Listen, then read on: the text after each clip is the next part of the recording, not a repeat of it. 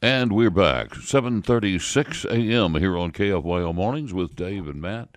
Thursday, 7:36. Ooh, that means the Car Pro's on line one. Good morning, Jerry. Hey, good morning, fellas. How are y'all? Well, we're kind of dry so far, but it looks like you're getting hammered right now. Oh, yeah, man. I tell you what, it's raining. It's been raining all night. Getting cold, and, it's wintertime. Yeah, there you go. It's November, and you are driving the prettiest red Jaguar I've ever seen. It is gorgeous. This is a beautiful car. This is a 2020 XE. This is their mid-size entry, and it's all new for 2020, although the XE's been around for quite a number of years. But you're right. It's red, and it garners a lot of attention. It's got beautiful lines. It's got a great interior. All the interior is brand new.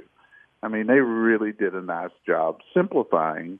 Jaguars in the past have been sort of complicated the way everything works, and this one's real simple. I mean, as far as, changing stations or going to navigation or whatever. This car is interesting in one respect that I've never seen before. It only comes with one engine, but you can choose two different horsepowers. So if you choose the lesser horsepower that gets better fuel economy, it's 247 horses. If the car that I'm testing's it's set up for the larger horsepower, which is 297. So almost 300. The interesting thing is this is a four-cylinder with a turbo. And you guys and I have been talking for a while about how they're getting more and more power out of smaller engines. Here's a great example of it. A four-cylinder turbo in a car this size, putting out almost 300 horses. And I'll tell you what, it feels like a big V6 when you step on it. This thing will just get up and go. Yeah, I've got to ask you, though, as far as that's concerned, that still seems, I mean, I just because of all the things I've seen, the horsepower seems a little low for a Jaguar. Yeah, it does. I think they were really going for the fuel economy on this one. It'll do 30 out on the highway. The smaller horsepower engine will do 33. So, I think they were really going for fuel economy with this, but yet the turbo's strong in this car, Matt. When you step on this thing, it'll pin you to the seat. I was really surprised because I thought, oh wow, four-cylinder in this size car in a Jaguar, that's not going to work. But somehow it really does. Now, I can tell you right now, I would not want the 247 horse version. I think that would be really, really light. But it's a typical Jag. It handles good. It drives good. And again, this interior is just spectacular. So what's the price difference between the two Jags? Do you have an idea on that? I know you get the window sticker for the one you're driving, but is it less expensive or the same because of the fuel economy? This one with the higher horsepower is $47,000, and the one with the lower horsepower is about $2,000 cheaper. So it's completely worth the $2,000. It would be to me, especially since it does get good fuel economy anyway. I do think that 247 horse would really be annoying trying to get up on freeways and things, because this is a 3,300-pound car. I mean, it's fairly light for its size and mostly all aluminum. So it's a car I like. Would it be for me? Probably not. I don't know that I could. I don't know that I could stand the thought of having a four-cylinder Jaguar. I was going to say you're more into the bigger ones.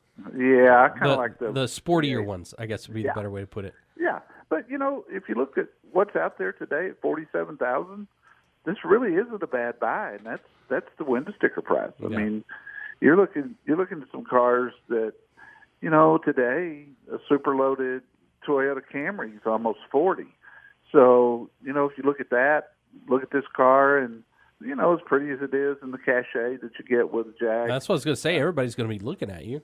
Yeah, no doubt about it. Now, Jerry, we just have a texter that said, I rented an SUV from Enterprise, and when I got there, they had a Jag F-Pace. Of course, I took it.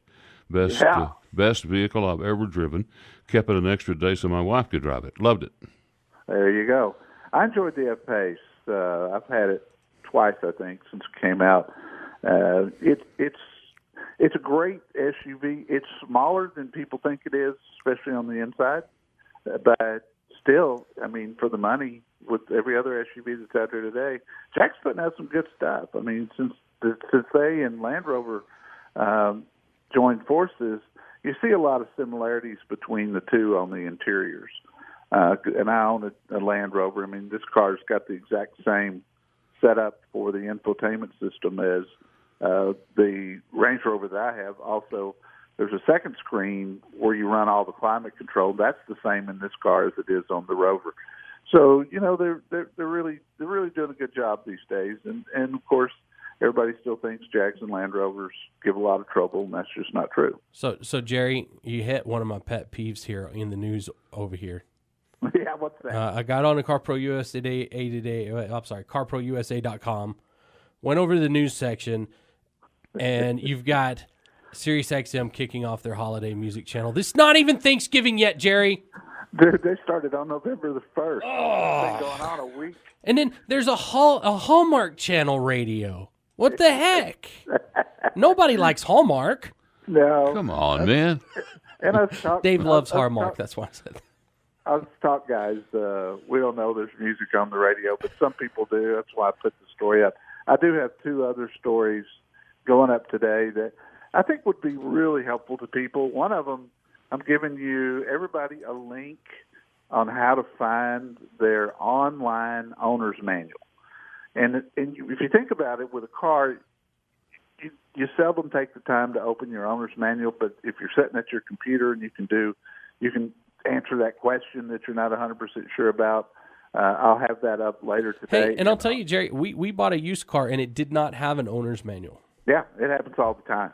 It really does, especially with used cars. People need the glove box space, so they pull it out and put it in the house with good intentions of putting it back in there, then they forget. Yeah. The other link that I'll have today gives you roadside assistance phone numbers for every brand in the U.S. And as we enter into the holidays and more people are going to be on the road, I'm encouraging people to program that into your cell phone. Because if you've got a car that's 5 years old or less, you've got roadside assistance. And, you know, at that minute when you have that emergency or that flat tire, you lock yourself out of your car, and you need that assistance, most people don't have it in their phone.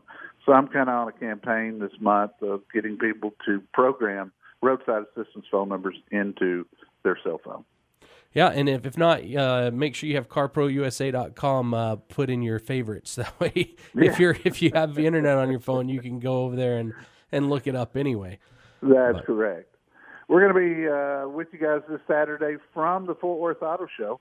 Oh, that's going to be nice. So that'll be fun. That's always a good show. They've got about 350 new cars there, doing a lot of test drives and things. So I'll be joining you guys on remote this week. That's right, from 11 to 1 on Saturday.